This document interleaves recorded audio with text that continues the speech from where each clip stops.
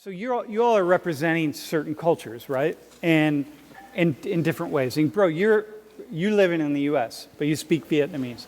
So what I want to know is, what are the different types of people in your culture? That if I asked you the question that I asked Simone, like, hey, explain Americans to people sitting on the other side of the world. So explain your culture to people right here. What are the different types of people in your culture that you would people need to know about? Like what matters? And we're thinking about race, we're thinking about culture, we're thinking about ethnicity, we're thinking about these levels. Like, what do you need to say?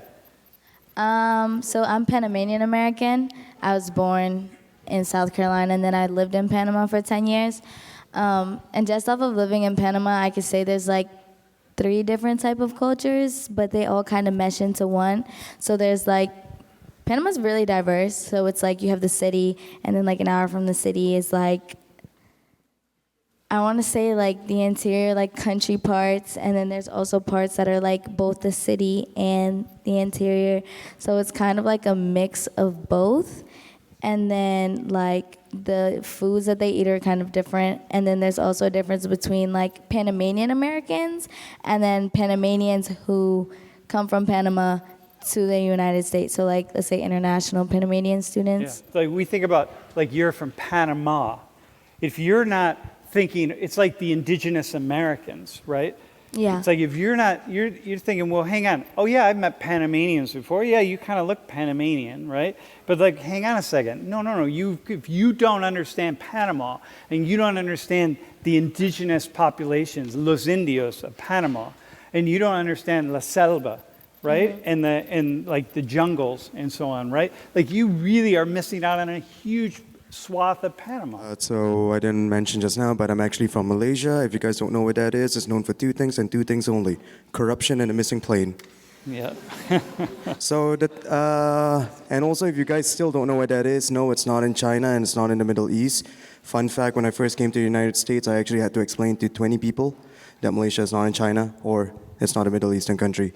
We're usually overshadowed by Thailand, Indonesia, Singapore, the better country basically. Yeah, so based on that, we actually have about 100 plus ethnicities, but the main ones are basically the Malays, Chinese, and Indians. Malays being 69%, haha, nice. And then you have the Chinese at 22%, and also Indians at 7%. And then Singapore and Malaysia they're very similar in a way. We actually kicked Singapore out in 1965 for dumb reasons.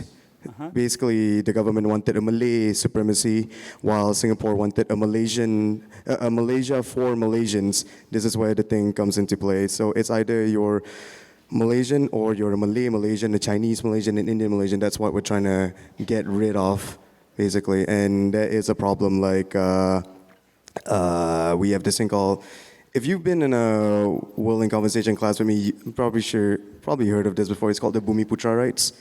The Bumiputra rights basically translate into Prince of the Soil, and if you've taken any political science classes, it's like Son of the Soil, similar to the ones in Africa. It's all that. So basically we get, my race, the Bumiputra race, we get special rights. I get 15% off property, special lands, only for my race, and also apa lagi sel? Aku lupa bodoh. Oh yeah, I get special investments only for my race, and then the Chinese and the Indians are treated that way, kind of like not second-class citizens. They're still Malaysians, but that's also the fact that. Wait, okay, hang on. So wait, Chinese and Indians are treated as kind of like second-class citizens. Macam tu lah, yeah. Yeah, dude. Okay, awesome, man. You've already. By the way, dude, what you just did here in like 4 minutes or so is you just opened us up to a whole world of can I drop an F-bomb? Right? Of like, what the fuckness? Like what? Like you told me that like if I want to even begin to understand Malaysia, I'm going to have to start digging really, really deep because there's so much complexity going on. Just forget about the languages and the ethnic groups and the. I am from Egypt, and before anyone asks, no, we don't live in pyramids, and no, we don't ride camels to school. My family upgraded to a tuk-tuk. Have you ridden a camel? Yeah, they're tall. Yeah. But the main division, at least within Egypt, is that there's I would say the big two groups is religious groups. So we'd go with a 90% Muslim majority and like a 10% Coptic Orthodox minority, which actually I'm a part of. And then off of that, we have huge divisions between, at least in the cities, because there's such a large different culture. There are technically three. I would say me and my family are personally from Cairo, which is the capital, and we have a lot of beef and compete with the people from Alexandria. They'll talk about how they have nicer beaches. We see how we have a city. They say how we have garbage in the streets. I say how they have garbage in their water. And it's a basically relentless back and forth. And then basically the honorary third city, but it's a conglomerate of a bunch. We call it the Said, which it's called Upper Egypt, but geographically it's a lot lower because the Nile flows from south to north. And the best way I could describe Saidi people is like the rednecks of America. Well, they end up being the butt of a lot of our jokes. Like, but they're more of like I wouldn't say indigenous, but more of the country people. They are the ones who live on the farms. They're the ones who do a lot of the agriculture and raising of cattle and animals. What's the likelihood that anybody in this room will ever run into one of those people?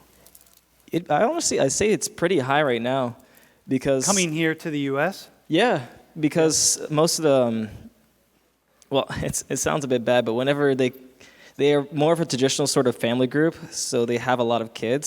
So when they come over, like they goes from 2, 5, 10, 15, 20, and all of a sudden it's like your community is mostly Saidi people. So I would say if you meet an Egyptian person, there's likely chances they're actually Saidi. What are the ethnic groups in Thailand? The one that I know is Thai Chinese and pure Thai. That's the only two I know. Because like I've never like really dig much into like ethnicity in Thailand. So what do you mean Thai Chinese? And Thai pure Chinese, as in like Thai nationality, but of Chinese descent. So like their ancestors migrated from China to Thailand. So is that you? Yeah, that's me. Technically, I'm 100% Chinese. So. But like, okay, so here we go. Like, so go back to when I put all these things together, like biology, sociology, culture, etc. So like biologically, I mean, if we could Han Chinese? I think so, yeah. Yeah? Yeah. Okay, which is the largest ethnic group in China, right? So you tie back to China, but here you are in Thailand. Yeah. Chinese people have like a lot of influence in Thailand. Like you can see it in the culture, because like a lot of our culture is also influenced by Chinese culture, and even like in regards to religion. Yeah. Yeah, so stuff like that. So religion meaning then what? Buddhism. Okay, Buddhism and what else? I think that's pretty much it, because the main religion in Thailand is Buddhism. So speak as somebody from Togo. Okay. Okay. Yeah. What do we need to know about Togo? It's pretty ethnically diverse, and we speak French. If you like to know, my ethnic group is pretty much called Tem. So my dad and mom are Tem, and there we speak a language called Kotakoli. What is it? Say it again. Kotakoli. Kotakoi? Yeah. I was ingrained with that with my grandmother, speaking that as a kid. And I speak French as well, so yeah. And are you Christian or are you Muslim? I'm Muslim. Yeah. So how'd you get to be Muslim? So how many Muslims are there in Togo? You can't really tell because everybody's like really ethnically diverse. So within that ethnic group, you will base like a religion within that ethnic group. So you don't just look at religion firsthand. You got to look at the ethnic society first. Got you. Yeah. Okay. And how many ethnicities would you say you could identify? From my knowledge, I've only encountered like 3. So there's Ave, where they speak another language, but they're mainly like Christianized over there. Yeah. Tam is Muslim, and there's another one, Ausa, which is also Ghanaian. So. What's one way in which you don't fit the profile? Like, so here you are, this representative of Brazil, like, and you were like, oh yeah, I met this Brazilian guy, and I want to say, yeah, but listen, Felipe he doesn't represent Brazil.